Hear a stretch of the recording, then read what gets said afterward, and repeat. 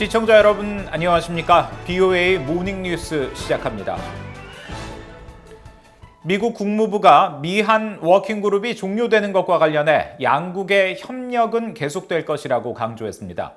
워킹그룹을 대신해 양국 간 다양한 직급에서 논의가 이어지고 기존 양자 협력에서 일본을 포함한 3자 협력으로 확대될 것이라는 점도 내비쳤습니다. 함지하 기자가 보도합니다. 네드 프라이스 미국 국무부 대변인은 22일 전화 브리핑에서 미한 워킹그룹 종료와 관련해 양국 간 협력이 계속될 것임을 강조했습니다. 프라이스 대변인은 워킹그룹 종료에 대한 BOA의 질문에 한국을 포함한 동맹들과의 조율은 미국의 대북 정책 이행의 핵심 부분이라면서 양국 정부가 여러 외교적 장치들을 통해 워킹그룹을 계속 이어나갈 것이라고 말했습니다. We will continue this engagement. It is most certainly not ending, far from it, and we'll continue it through a variety of diplomatic mechanisms at all levels of our governments.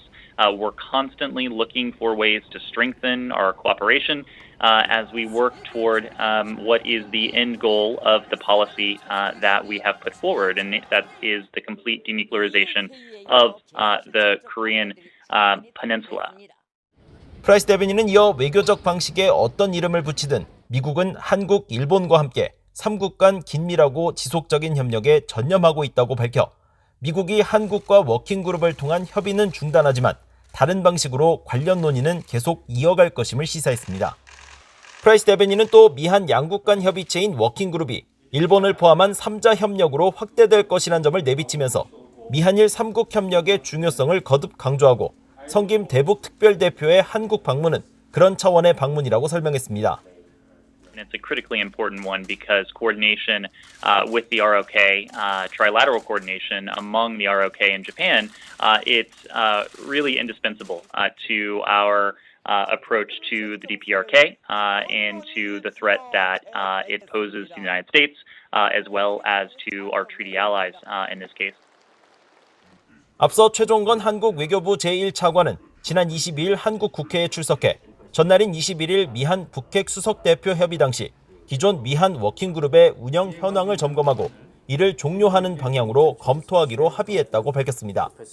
전임 트럼프 행정부 시절인 지난 2018년 출범한 미한 워킹그룹은 미국과 한국의 대북 정책을 조율하기 위해 만든 협의체로 지난해까지 남북 개별 관광과 철도 연결 문제 등을 놓고 회의를 했지만 바이든 행정부 들어 워킹그룹 회의는 개최되지 않았습니다.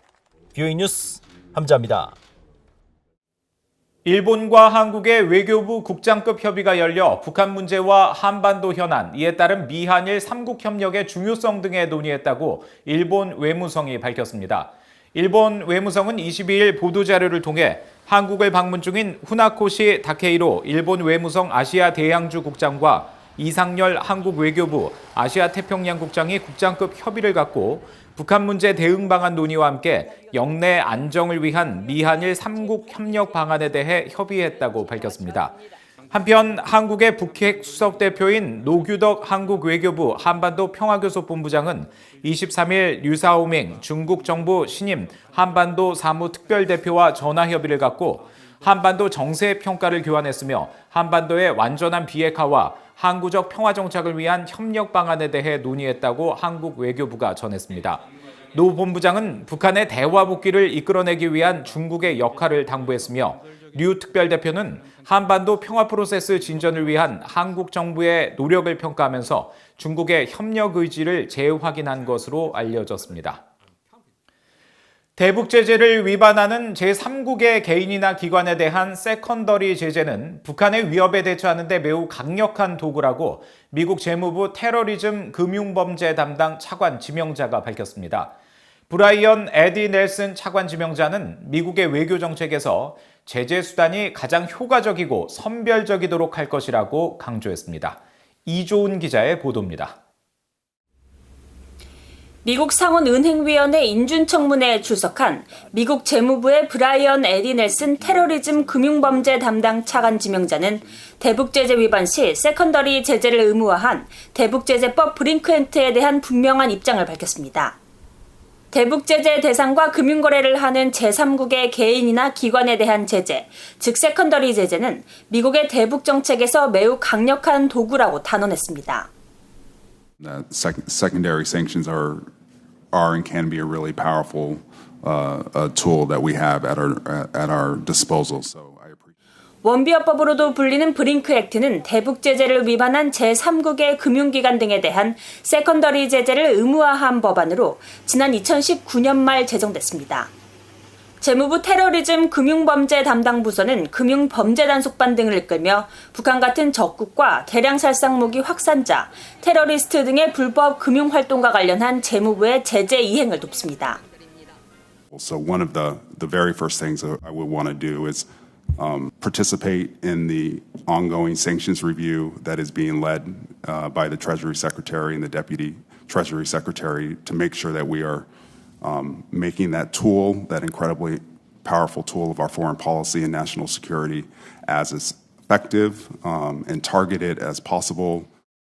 청문회에 함께 출석한 엘리자베스 로젠버그 재무부 테러리스트 금융담당 차관보 지명자는 브링크 액트에 따른 제재 권한 등 북한의 위협에 대처하기 위해 적절한 법적 권한들을 검토할 것이라고 밝혔습니다.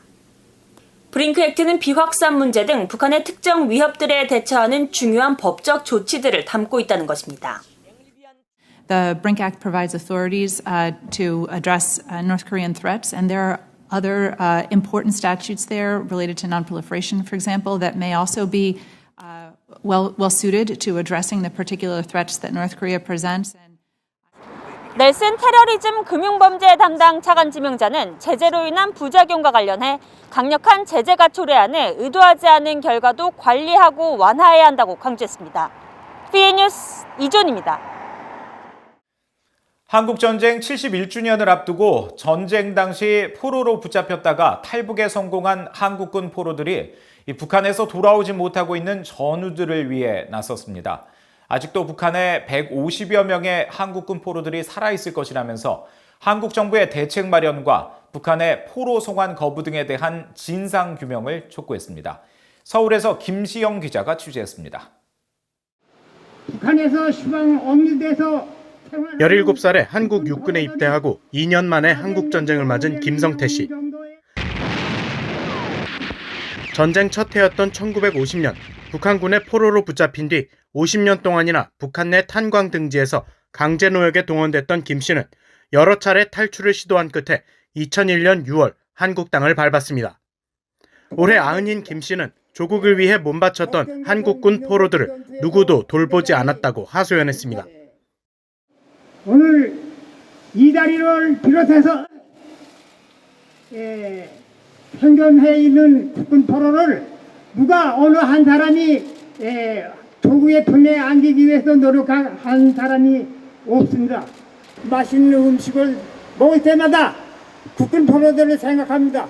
정말로 쥐도 잡아먹고 뭐 나만 하는 게 없이 이렇게 생지옥 같은 데서 이들 탈북 한국군 포로들을 지원해온 사단법인 국군포로 송환위원회는 지난달 한국진실화해위원회에 김성태 씨 등 3명 명의로 1차 진정서를 제출했습니다.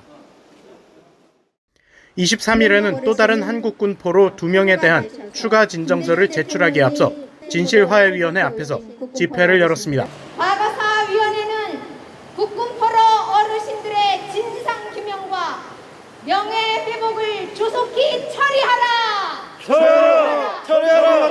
처리하라! 탈북 한국군 포로들은 한국 정부에 한국군 포로들에 대한 명예회복과 북한의 포로 송환 거부 등에 대한 진실 규명 등을 촉구했습니다.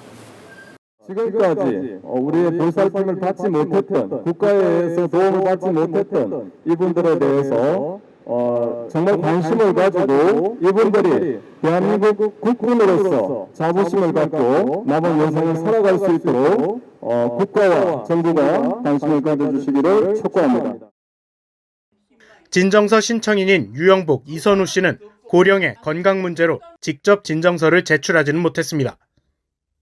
유영복 어르신과 이선우 어르신 두 분은 지금 그 북한 아오지 탄광이나 아주 그 지하 어려운 여건 속에서 인간의 어떤 그 체력을 또 한계를 뛰어넘는 그런 강도 높은 노역에 시달렸기 때문에 지금 대부분 다 진폐증, 호흡기에 여러 문제가 있습니다. 그래서 건강이 안 좋으셔서 오늘 아쉽게도 참석을 못하셨습니다. 국군 포로 송환위원회는 탈북해 한국으로 돌아온 한국군 포로 80여 명 가운데 현재 18명이 살아계시고 약 150명의 한국군 포로가 아직 북한 탄광 지역 등지에 생존해 있는 것으로 파악했습니다. 그러면서 이들 포로들을 송환하지 않는 것은 북한의 제네바 협정 위반이자 전쟁 범죄라고 설명했습니다. 한국통일부는 한국군 포로 문제에 대한 VOA의 질문에 이 문제는 자국민 보호라는 국가의 기본 책무이자 시급한 인도적 사안이며 남북 대화와 국제사회 협력 등으로 진전을 모색하는 한편 국내적으로 책임 있는 조치를 취하도록 노력하겠다는 기존 입장을 밝혔습니다. 서울에서 VOA 뉴스 김시영입니다. 북한 여행 중 북한 정권에 의해 장기간 억류됐다가 혼수 상태로 미국에 송환되고 엿새 만에 사망한 미국인 대학생 오토 원비어의 이름을 뉴욕의 거리에 붙이는 방안에 대해 미국의 인권 전문가들이 적극적인 지지 의사를 밝히고 이를 전 세계로 확대할 것을 제안했습니다. 로버타 코헨 전 미국 국무부 인권 담당 부차관보는 22일 VOA에 주 UN 북한 대표부가 있는 뉴욕 맨하튼 거리에 오토 원비어를 추모하기 위한 명칭 사용을 지지한다며 원비어 길은 북한이 미국 정부에 사과하고 사망에 대한 정확한 경위를 설명하며 젊은 미국인 대학생을 잔혹하게 다룬 데 대해 원비어 가족에게 보상해야 한다는 것을 북한 정권에 매일 깨닫게 해줄 것이라고 강조했습니다. 또 UN 총회 장소와 가까워 UN 회원국들에게 일깨워주는 효과가 있을 것이라고 평가했습니다. 로버트 킹 전 국무부 북한인권특사도 북한 대표부 앞 거리 명칭 변경은 원비어가 뛰어난 젊은이였다는 사실과 그를 죽음에 이르게 한 북한 정권의 속성을 상기시킬 것이라고 지적했고 그레그 스칼라튜 미국 북한인권위원회 사무총장은 이번 방안을 통해 전 세계의 북한 대사관이나 대표부 앞길에 모두 오토 원비어의 이름을 붙이는 국제 비정부 기구들의 조율된 노력에 포문을 여는 계기가 되어야 할 것이라고 강조했습니다. 지난해 북한 주민 1,000만 명 이상이 인도주의 위기로 지원을 필요로 했고 6년째 장기적인 인도주의 위기를 겪고 있다고 국제 민간단체가 밝혔습니다. 영국에 본부를 둔 민간단체 개발 이니셔티브 DI는 22일 공개한 2021 국제 인도주의 지원 보고서를 통해 지난해 북한 주민 1,090만 명이 인도주의 지원을 필요로 했으며 이 같은 수치는 예멘과 콩고민주공화국, 베네수엘라, 아프가니스탄, 시리아에 이어 세계에서 6번째로 많은 것이라고 밝혔습니다. 보고서는 매우 높음과 높음, 보통, 낮음, 매우 낮음 등 5단계로 분류한 위기 심각도 점수에서 북한을 4단계인 높음으로 평가했으며 북한의 이 같은 인도주의 위기가 6년째 장기간 지속되고 있다고 지적했습니다. 보고서는 또 북한의 신종 코로나 바이러스 감염증 관련 위기 수준은 전체 4개 등급 중 중간으로 진단하고 자연재해로 인한 인도주의 위기 역시 위험한 수준이라고 평가했으며 북한 내 여러 인도적 위기와 지원 수요에 대응하기 위해 1억 4,700만 달러가 필요했지만 지금까지 충당된 금액은 절반에도 미치지 못했다고 밝혔습니다. 이상으로 VOA 모닝 뉴스를 마칩니다. 시청해주신 여러분 고맙습니다.